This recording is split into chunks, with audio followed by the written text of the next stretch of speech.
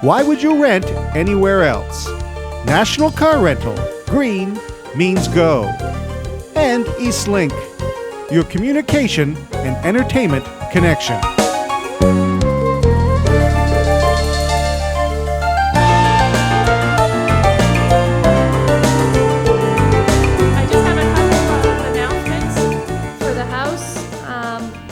There has been some confusion with regards to the location of the workshops, and I apologize for that.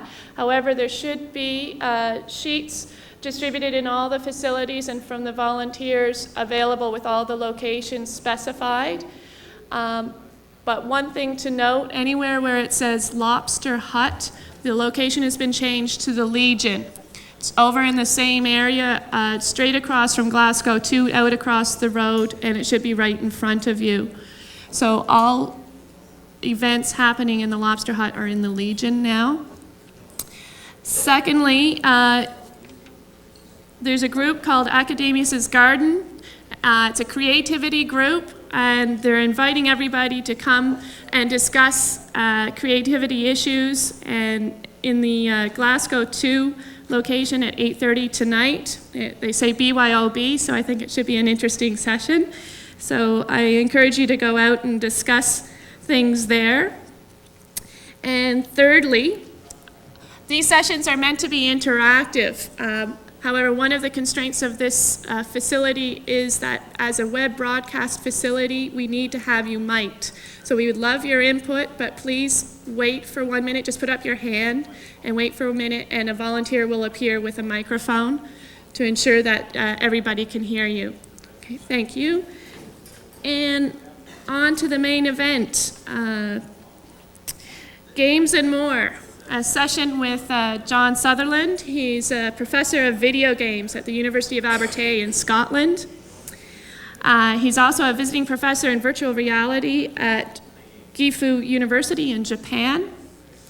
John is a founder of the world's first university computer games school with both an undergraduate and graduate degree program, and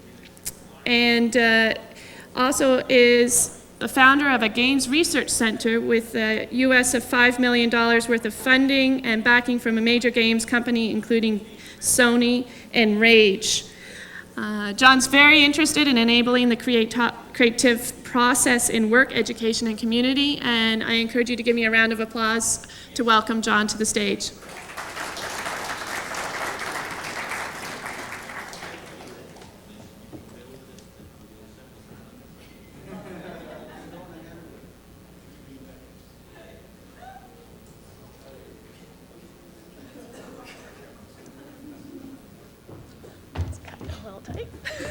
I gather it's me. Okay. Get my breath back. Okay. You got the Academia's Garden, didn't you? Yeah, that was mentioned to you. Right. Okay. I want to think about where games can go to, what we can do with them, what's in them just now. But what I thought I'd do is put you in contact with what a game actually is. Because when people think of games, like on the monitor there, they think of, it's fun, it's sex, it's violence. But that's a bit like characterizing television or movies as just fun, sex, and violence, or even books as fun, sex, and violence. It's a lot more than that.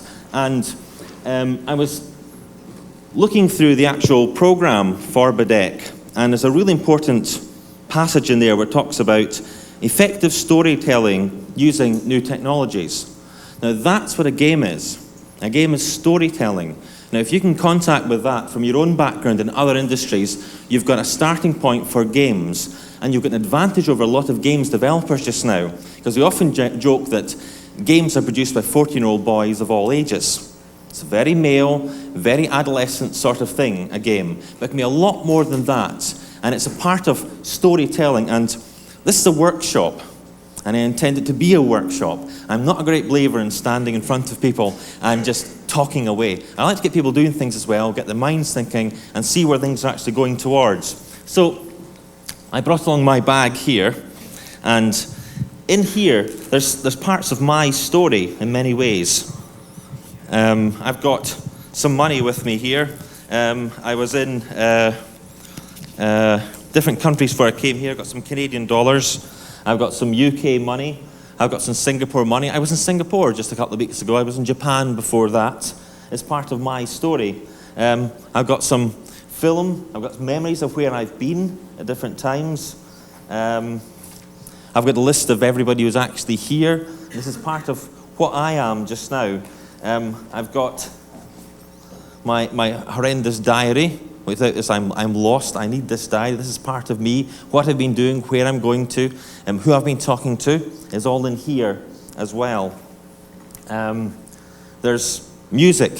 Music's part of me. It's part of my story. It's part of what I actually do. I love listening to music, so I've got a very large, expensive, embarrassing set of headphones I use and carry about with me. It's an excellent reproduction quality of music. Some other things I've got around in here.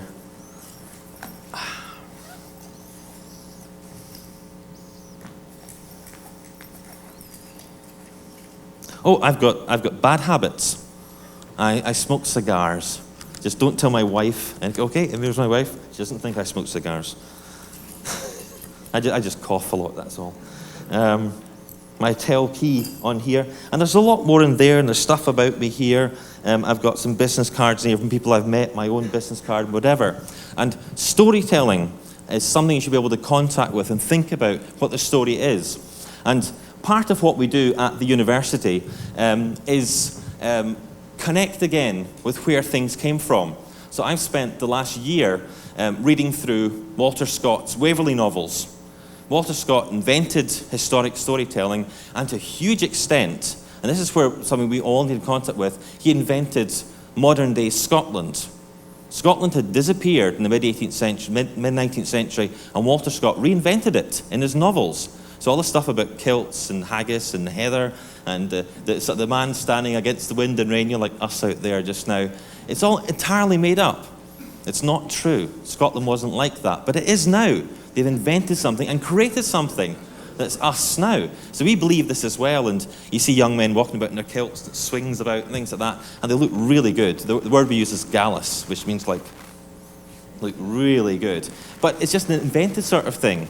And recently, for example, I've been reading through Homer's The Odyssey. Very early storytelling. Storytelling is part of human culture. It's part of us. It's the tree up there. It's storytelling. We've got a story to tell. And the stories we've got to tell are a lot more than Lara Croft crawling so you can see her butt in Tomb Raider 3. That's the purpose of Tomb Raider 3. That's all it's for. She crawls in that game there. It's a lot more than Doom. It's a lot more than Quake. It's a lot more than playing online Half-Life, blowing people apart all the time, which is, as far as I can see, the only purpose of the UK academic network, this fibre optic network, is people play Half-Life all the time. My first-year students got into the world top 100 Half-Life playing sites and failed a lot of mathematics as well on the way. They weren't working hard enough. So playing games is like television, is like books, is like video. It's interactive, but books are interactive in your mind. It's in your mind, imagination runs. Films, the story falls start to finish, and there's amazing similarities between them. We do storyboards, we write scripts, we get in panels of people to sit and watch things, see how things are going, but we do a lot of other things as well. In the same way as films are not the same as TV, it's not the same as books, it's not the same as music, whatever, there's a difference, but it's human entertainment, and there's a story element runs through it. And the games industry is very naive. They think that having a story which runs from start to finish is bad, so you get a review saying, this game is too linear. Of course it's linear. People like stories. They go from start to finish. And what I want you to start thinking about while we're here is, what kind of new stories can we tell in games? Because only 5% of the population in the West play games. 95% don't. There's an awful lot of people there who could be playing games. Okay, so if we look at games as they stand just now, there's certain recognized categories of games. The role-playing games where you go out there and you take your Zelda and you rush through Zelda and things like that, and you learn a lot more about things in Zelda's little world. Shoot-'em-ups and beat-'em-ups. They're different in different countries. The British like violent games against the person. I like games you kick people and hit them and shoot them and things like that. If I'm going to be that kind of like stereotyping, from where we stand, the Americans like games which involve shooting animals.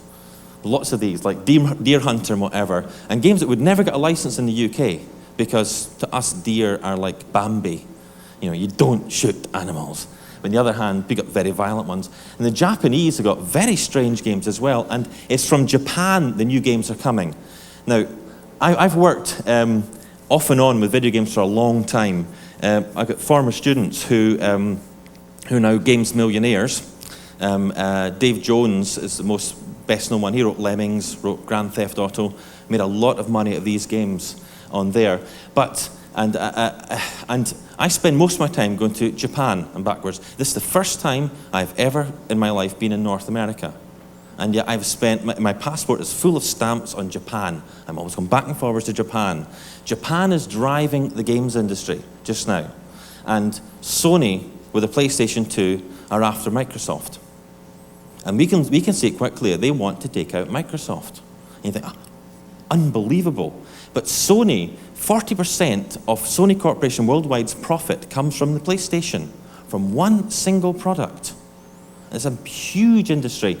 Worldwide, the last figures we saw, is worth $20 billion. Now that is, in America, more money than is turned over by Hollywood at the box office.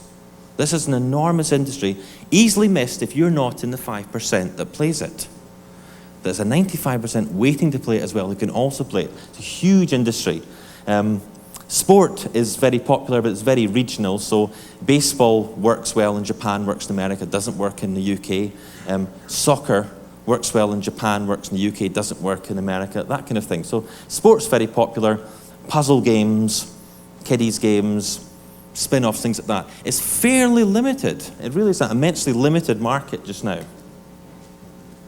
And what I did before I came out last week was I sat down with the 4 major television channels in the UK. I went through one day and worked out which programs related in the same entertainment way to current games. And the highlight ones are ones where, yeah, there's something like current games, and the blacked out ones are ones where, no, there's no games in that way at all. And these include, like the evening slots, some of the most popular television programs around. Programs like soaps. And the Japanese are getting into games that are like soaps. And we've all, well, maybe, okay, it shows you where I come from. We've all played Tamagotchis and things like that. And these things contact with you, they get into you. And there's new games coming out from Japan, like Sea Man, which is this fish with a man's head, who comes and annoys you all the time, and he annoys you on your mobile phone, and he annoys you on your internet, he annoys you on your computer, but he gets under your skin in a really peculiar way. There was an article in Time just a couple of weeks ago with someone saying how this game gets in with him, and he was sitting playing the game, and you talk to the game, and it talks back to you and interacts with you. And his wife went past and said, love you, darling, and he said, I love you too, and the fish said, and I love you too. The fish interacted with him, and he began to, oh gosh, it's beginning to get under people's skins in that kind of way that a soap opera does, or programs like Friends get under your skins. And I mean, Friends, I don't understand it. My daughter loves it, but there are lots of people who interact with that program, who understand that program as well. And the games industry is often very myopic that I don't want to write a game like that. Now, if they don't want to write a game like that, maybe somebody here wants to write a game like that. Maybe somebody else fancies that market sector, which the games is missing, that market sector, which is 19 out of 20 people who don't play games. So, what goes into a video game then? We often joke with the students that there are 3 rules of video games. It's gameplay, gameplay, and gameplay. It's got to be fun. In an academic background, I come from virtual reality. Now, virtual reality is about high realism and high boredom. You just you model a fantastic building and you fly around it for 20 seconds and that's all you want to see. Don't get any past that point. Games are about not so high realism, but very high interest. A game like Zelda, the Ocarina of Time on the N64, which was 100-person years work, 200 people worked on it. It takes you 40 hours from start to finish if you know the game. 40 hours people do that.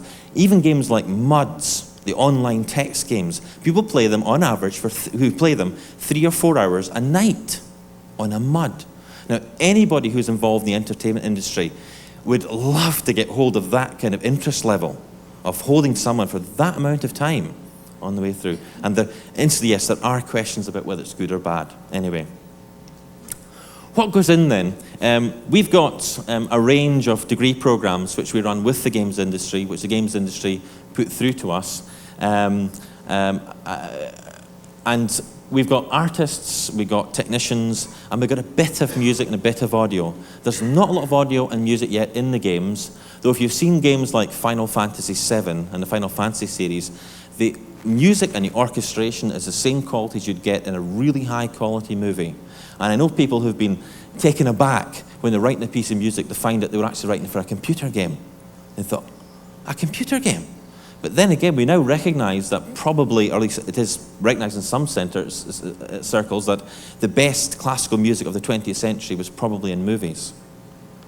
Games are now doing very high quality music as well, high quality sound. And those of us, again, from the virtual reality background know that sound gives you the feeling of immersion and presence. Sound makes you feel you're there, pulls you in. Even a little Game Boy going, little 30-second loop, holds you in there, makes you feel you're actually there. And annoys everybody who sits near you as well, because it's a 30-second loop on there. There's then the issue of the platform for the game. And this is currently a huge issue in the games industry. Every 4 or 5 years ago, they go through a complete transition and new machines come out. And these new machines that come out are several thousand times more powerful than the previous machine. But they sell for round about the same price that the previous machine came out for. So PlayStation 2, we reckon benchmarking, looking at what's on there, is about 4,000 times more powerful than PlayStation. But it's about, coming out, I think it's been delayed for a month in America and in Europe. It'll come out about $300 for a machine that is equivalent of a 2 gigahertz PC and plays DVD video and plays CD audio and plays existing PlayStation games and new PlayStation games. Now that is one powerful machine, if it does half of what it's promised to do. The Xbox from Microsoft, once they get around the problem that somebody else owns the copyright in the term Xbox, is about 2 or 3 times more powerful than PlayStation. We're waiting for Nintendo's new machine to come out, and the N64 was basically a silicon graphics virtual reality machine, though they stripped it down and made a mess of it on there. But these machines are incredibly powerful, and we know that on the same basis, in 4 or 5 years' time, when the next generation come out, they're going to be several thousand times more powerful than the previous ones. But we now have machines which, even on the demos we've seen just now, can produce very high realism with high quality sound and getting pretty close to kind of television style realism. PlayStation 2, you can do face morphing and get emotional faces now and a special emotion chip as well. And that kind of thing that holds you with your eyes, that hold you with a face and things like that, begins to pull you more in as well. There's immense potential available on these machines. And of course, there's the player. You have to know your market. You have to know who you're selling, who's going to buy this thing. You have to know exactly who it is. It's no good going for, as was mentioned in the BBC presentation before, I'll go and do this as a matter of, it makes me feel good and I'll sell it. You've got to sell about 100,000 copies of a game to break even. That's a fairly large number. So there's no point in selling a game to the Scots because there's only 5 million of us and we're not all going to buy the game. But you might target a game at the English because there's 55 million of them. You'll certainly aim at the Japanese because they love gadgets, they love toys. There's 120 million of them. There's 280 million, I understand, in America in the population. There's how many Spanish speakers around the world? PlayStation isn't even sold in South America. There's how many Chinese? But then again, do the Chinese necessarily agree with our copyright laws, issues like that? But the basic principles that go into a game are the same principles that go into videos and books. It's the same idea. A good idea, well fleshed out, well written, well produced. It's the same idea in the game, except it involves a lot more people than writing a book. Probably more comparable to TV or video. So, what can you do then with a video game? Well, without any doubt at all, it stimulates the mind. It's in the mind. It pulls somebody in. We talk about video game trance, which is being compared to various yoga exercises, where somebody sits in front of a video game and they go, and they sit there for 2 hours, just going. And those who are sort of regular game player will slip into it within about 5 seconds. They're in, boom, doing that, and it's in the mind, and it's working in their mind, and they're running away with it. We've had to, for example, ban game playing in our labs, which breaks my heart, because it's like banning reading books in an English department. You know, you will not read a book, you will not play a game. But they spend so many hours playing the games. And we've got a problem about how do we get them to play a range of games but not spend their whole lives playing games. It's a seriously difficult problem for us. So hold your attention for a long time, and it runs on incredibly cheap computers. I mean, we're not talking about the gorgeous big silicon graphics boxes we have here. We're talking about machines that are sub $1,000, sub $100. The Game Boy is the most popular computer in the world by a long shot, but it's about to be replaced in terms of, in my humble opinion, by the mobile phone. The mobile phone games, I don't know if, does WAP mean the same in North America? Okay, WAP.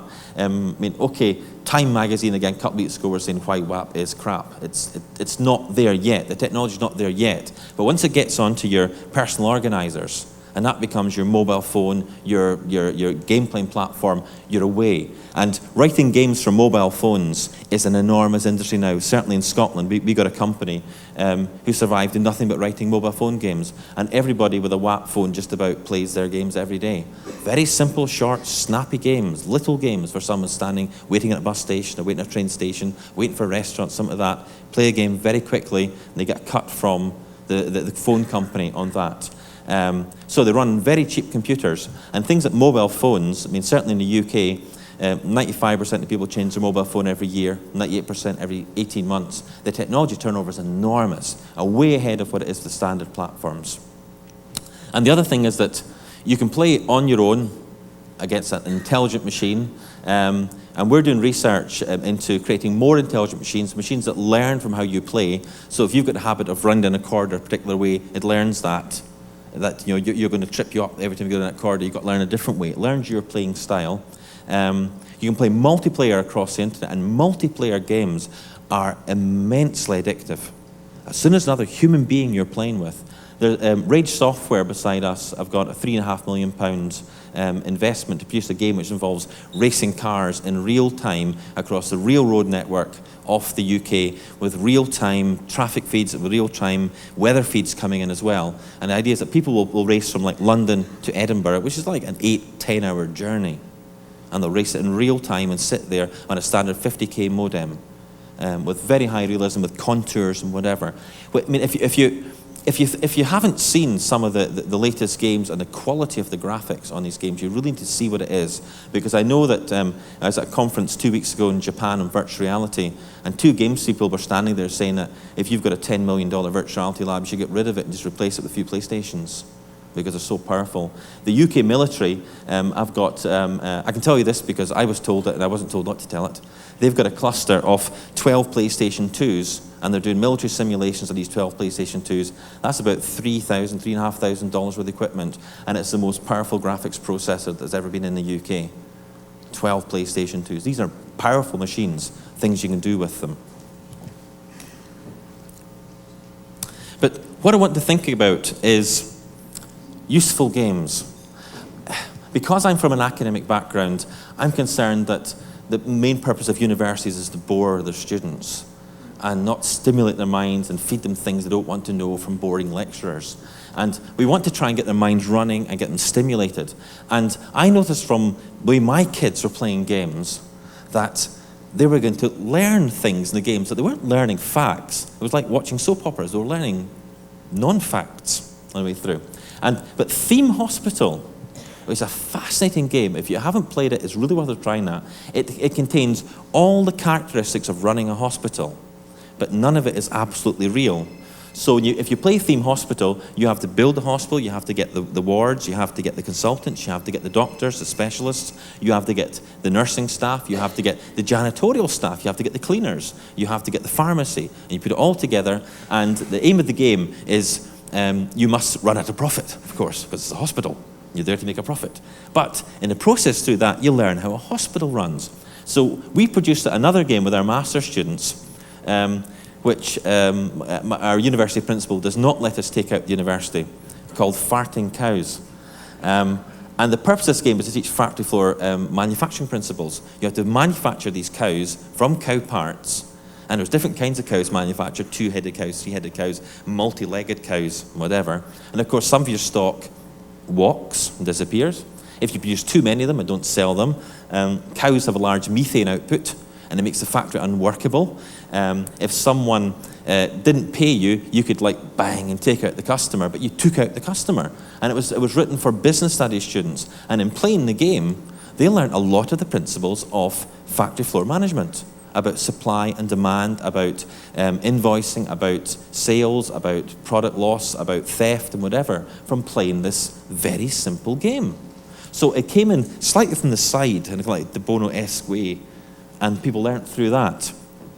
And one of the projects which we just started 2 weeks ago with Aizu University in Japan is a very important cultural game. Now the Aizu are the original people of Japan, the Ainu in the north, the Aizu in the center. They're bearded as opposed to clean-faced people. And they were there before the current Japanese arrived, but their culture is disappearing. And the people are disappearing, and it's all been forgotten. So we've agreed to write a game based on like civilization, but it's about the Aizu people, about the Aizu people surviving with the Japanese around them, whatever. So a culture is getting lost will still be there in the game. People can still go back to the game and refer to it in the same way as you refer to it in a book or whatever. But you can see how the civilization runs. You can see the faces of the people who are involved in it. And it's preserved in that kind of way. And it's also slightly subversive, so it's quite fun to do. It's something people don't want you to do. So, it must be fun writing games. If it's not fun, you don't want to do it. It's got to be fun doing that there. So that's one of the things we're working on just now. And I want to think then forward and get you thinking as well about 21st century learning. Because games are things you learn. I mean, children learn through playing games. Adults in the offices play games with each other, little word games, little other kind of games, whatever. And it's part of the interaction learning goes on there. And we know that such thing as crossover learning takes place. So with a bit of imagination, you can teach some strange things through games, through coming sideways. We know that language and culture go together. We know that play and understanding go.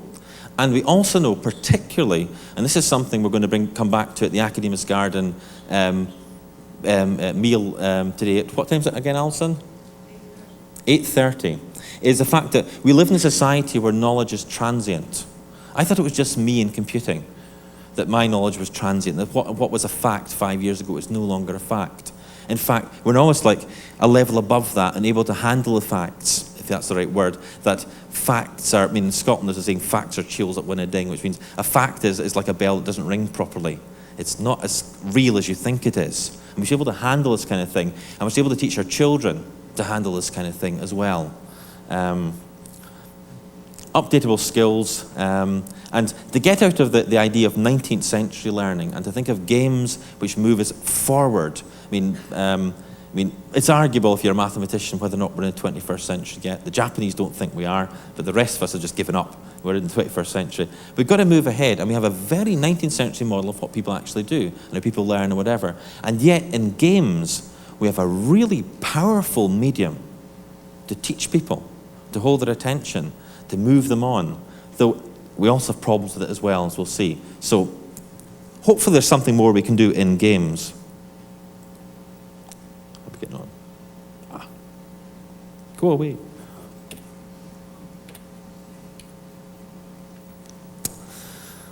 Okay, so what would you teach in a game?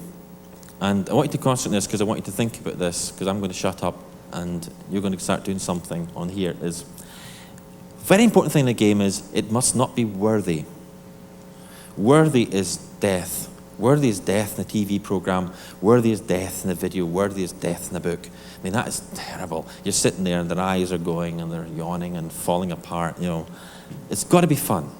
And things we like to do are fun as adults as well.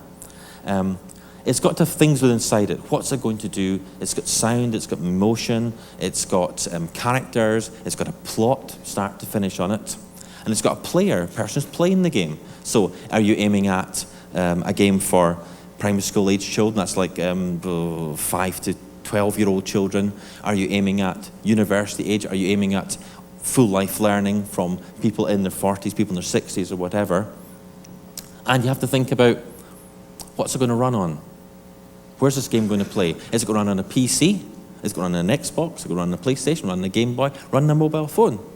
It's an interaction way. And I mean, don't underestimate phones. Phones are a wonderful device. I mean, especially Baddeck with Alexander Graham Bell having spent some time around here, it's very fitting. But phones give you a joint presence with somebody else. Your presence joins with them, which is why people with mobile phones wander in the street talking so loud, ignoring everybody else around them. Their presence is not there.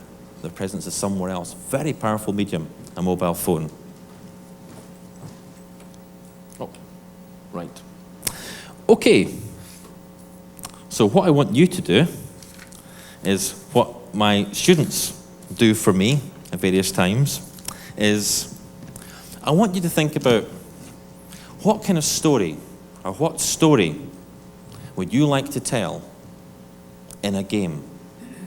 A story which you feel, this stimulates me, I like this. A story about real life, a real story. It could be a story about a people. It could be a story about event. It could be a story about chemistry. It could be a story about anything.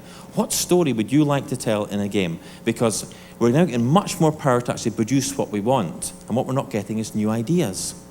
And to give you an extra bit of stimulation on it, next semester, from February through to June, my final year degree students write games. And I'm looking for good ideas for games for them to write and for people who want games written for it, for themselves. It stimulates them to see it's a real product going on there. So I want you to have a think about a story you would like to tell in a game and how you tell it and what goes on. And what I'd like to do is get yourselves into little bunches to talk about this. Oh, yeah, I see the fear already.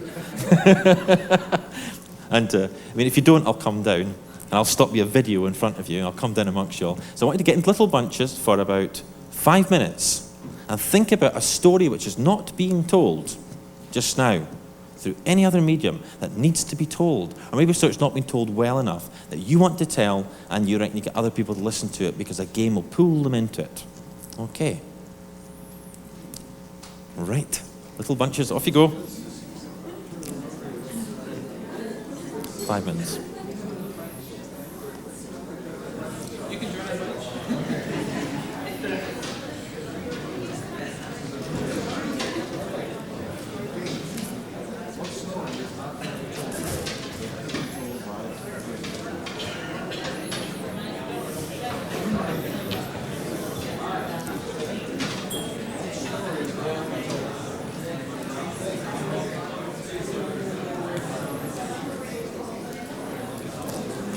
How long do I have planned due to finish? 10 to 2. That's quite good. That's quite good.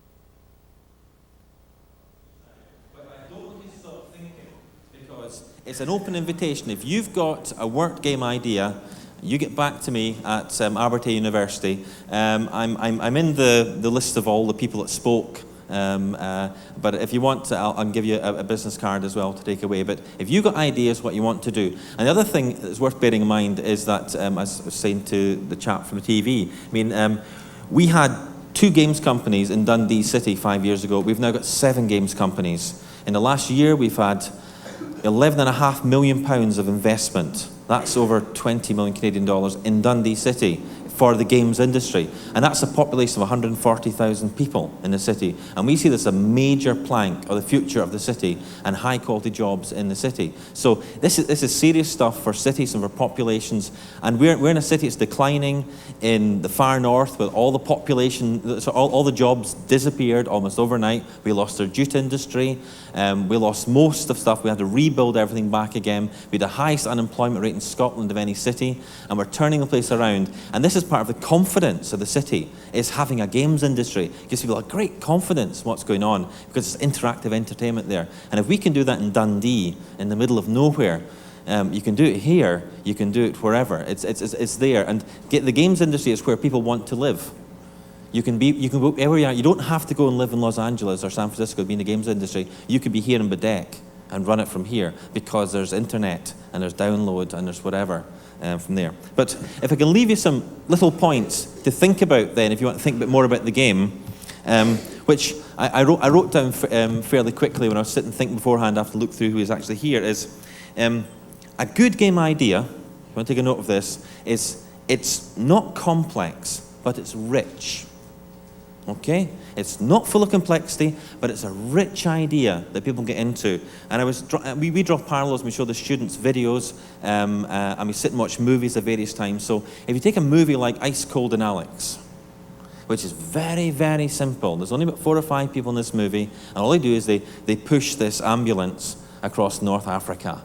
And if you've seen it, you know it's got the best drinking scene of any movie ever. Because come the end, you are so thirsty.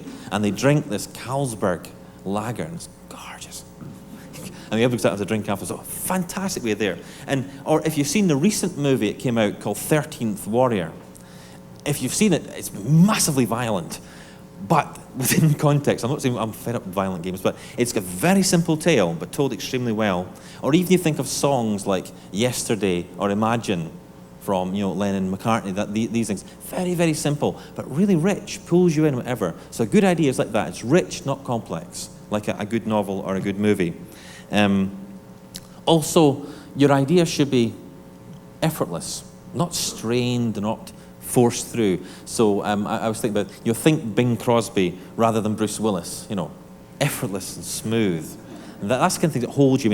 I remember playing Zelda the Ocarina of Time, the N64, and it's beautiful. The sun rises, and it's within 5 minutes, it's a fantastic game. And he gets his little horse, and he rides about in the horse, and he moves over things, and it's so smooth and nice and enjoyable an experience on there. And the other thing, of course, it's got to be inspiring. It's got to inspire people. You've got to be excited by it. If you're not excited by the idea, stop it. Go do something else. It's got to be inspiring, not dull. Inspiring, like, I don't know if you've ever gone to see the stage musical Les Miserables. It's incredibly inspiring. Or if you've played the computer game Final Fantasy, it pulls you in, inspires you, the music's inspiring, that kind of thing. So a good game, rich, effortless, and inspiring. So if I can leave that with you, because our time's running out just now, and go and think about these ideas, and if you've got a good idea, don't feel frightened to come back and tell us an idea. Feel free to email us and tell us what you're thinking about, and we'll talk to you as well, and the students will talk to you, and we'll see if it's an idea worth running just now, or help you move on for. And if you're interested in building this kind of interactive multimedia industry, or working with us on that, we believe in sharing ideas. That's why we're here, share ideas with you, and we can give you whatever help we can. Okay, I might even come back to North America again after this visit.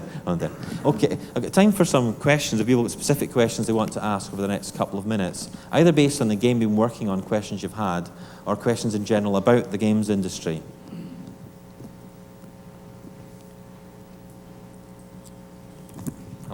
I've got the microphone.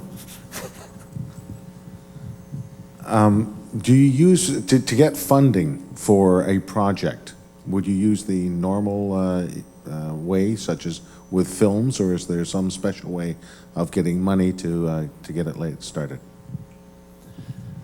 The games industry is intensely commercial. It's about making money. It's about big red cars in your driveway. It's about making millions just now.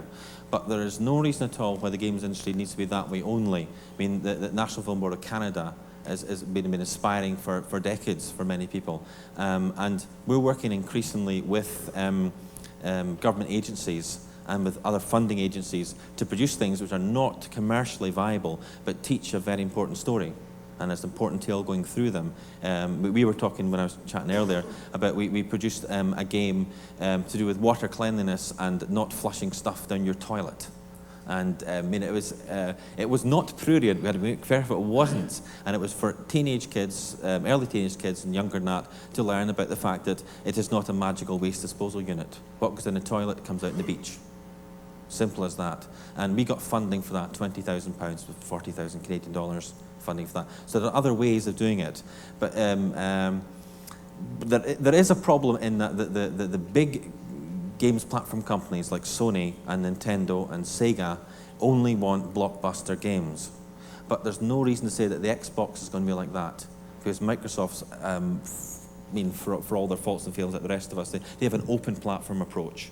So the Xbox, I reckon, will be a very different kettle of fish on there. And anyway, we found that although we're very, very small, that we shout and scream at the games industry, and eventually they listen to us and they hear us, and they hear that there's further opportunities for their products.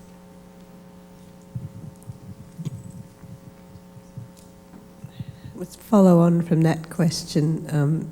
You said there are 7 games companies in Dundee. How does a small startup company make it? And I mean, I always thought that you ended up having to be a very big company to make it in the games industry, but you seem to be saying that there's a niche for smaller companies. Could you elaborate? There are very large companies involved in the games industry, but it is remarkably similar to the film and other industries. It's very studio-based, it's very individuals-based, and when they get larger than about 30 staff, they tend to get fractious and they fall out with each other and they reform. We've got 7 games companies in Dundee, but only one of them on its name has been there longer than 1 year. But the same staff are there, and they just move about and they change and they reform and they change and they reform. But the people stay there because they're Dundonians, they're committed to Dundee, they want to live there, but also they're well enough connected to the industry. But we've also got a project we're running with our own students to get startup companies from our own students. So we don't just pull in kids and then we educate them and they leave, because the only people that benefit are the pubs in Dundee and the students buying beer. They've got to stay in Dundee after that. And we've got arrangements with Scottish Enterprise, and we've got startup units, and we've got incubation units, and we've got a company which has been funded for, I think, almost 2 years now, a startup company which came out of our master's students. And I mean, hopefully they'll succeed. But if they don't succeed, it doesn't. The games industry does not hold that against you. If you fail, it's okay. Failure is part of the life in the games industry, and maybe you'll try again later. So we're very fortunate in the games industry that failure is not death. I mean, failure is experience, and they know that because it's part of the entertainment industry. So the large games companies tend to fall apart, like Signosis did in Liverpool.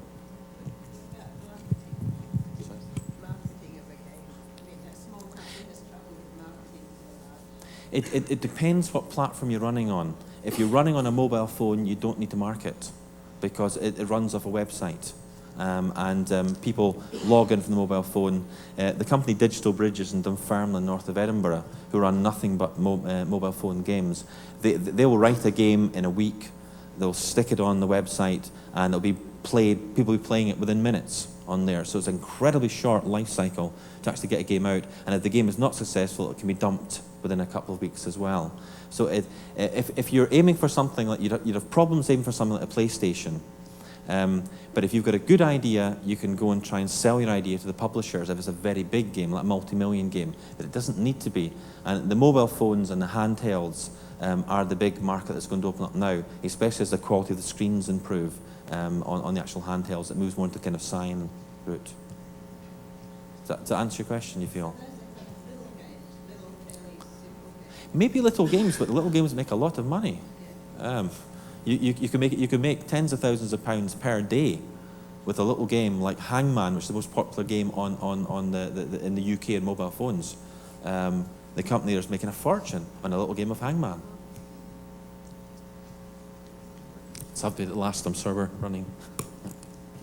Just like you got us to get together in groups and come up with ideas and stuff. Who owns the idea? If somebody says, I have this great idea for a game, how does the owner keep ownership of the idea, I guess is what I'm wondering. The answer is don't tell anybody. But I would just encourage you to go and tell me. If you've got a really good idea for a game and you want to bounce it off us, for example, we will sign an IPR making sure that we're not stealing your copyright on there. But if you've got a good idea for a game, don't tell anybody. They will steal it. I'm convinced that a lot of the games I've come across in the games industry, I heard the ideas before from somebody else. You sort of told a friend who told a friend and it went. You don't tell other people your ideas unless you really can trust them. It's intellectual property rights stuff, which is, is always a problem on that. Okay, I think we'll need to stop at that point there. Thanks very much for taking part, and I'll be available for the rest of the conference. Okay, before everybody leaves, a couple of announcements. This program brought to you by National Car Rental, with locations throughout Atlantic Canada and the world. Why would you rent anywhere else? National Car Rental. Green means go. And Eastlink, your communication and entertainment connection.